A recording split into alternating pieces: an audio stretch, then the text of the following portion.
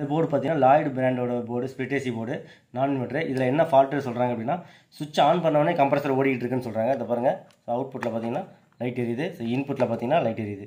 இன்புட்டில் அவுட்புட்டில் சுவிட்ச் ஆஃப் பண்ணுற பாருங்க, ஆஃப் பண்ணிட்டேன். திரும்ப ஆன் பண்ணுறேன். பார்த்தீங்கன்னா அவுட்புட்டில் லைட் எரியுது. ஸோ இன்புட்லேயும் லைட் எரியுது. கம்ப்ரஸரோட அவுட்புட் எழுதியிருக்கு. இங்கே பார்த்தீங்கன்னா லைன் என்னன்னு போட்டிருக்கு. ஸோ இது ரெண்டுலேயுமே வச்சோன்னா நமக்கு வந்து லைட் எரியுது. ஓகேங்களா? ஸோ அவுட்புட்டில் இமீடியட்டாக வரக்கூடாது. ஸோ பார்த்தீங்கன்னா நான் டிஸ்பிளே கூட ஆன் பண்ணவே இல்லை இன்னும். ஸோ இதுலேயே அதுக்குள்ளேயே வந்து சப்ளை வருது. ஸோ அப்போ என்ன கம்ப்ளைண்ட்டாக இருக்குன்றதை நம்ம செக் பண்ணிவிட்டு நான் சொல்கிறேன்.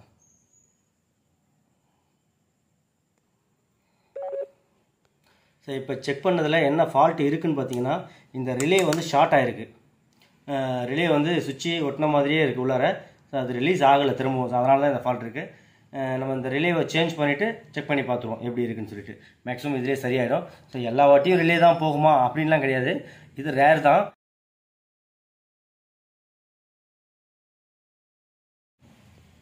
இதில் என்ன ஃபால்ட் இருந்ததுன்னு பார்த்தீங்கன்னா, ரிலே தான் போயிருக்கு.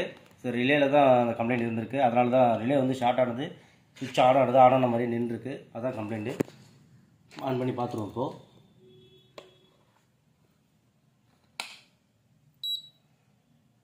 ஆன் பண்ணியாச்சு.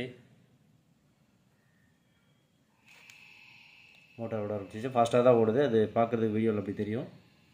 இப்போ பாருங்கள், கம்ப்ரஸர் அவுட்புட்டில் வச்சிட்டேன் எல்இடி ஏரியாவில். ஸோ இன்புட்டில் ஓகே பவர் இருக்குது. இன்புட்டில் பவர் இருக்குது. அவுட்புட்டில் வரல. ஸோ ஆட்டோமேட்டிக்காக எப்பயும் போட 3 மினிட்ஸ்க்கு அப்புறம் அது ஆட்டோமேட்டிக்காக அவுட்புட்டில் சப்ளை வந்துடும். ஃபால்ட் வந்து இப்போ கிளியர் ஆகிடுச்சு.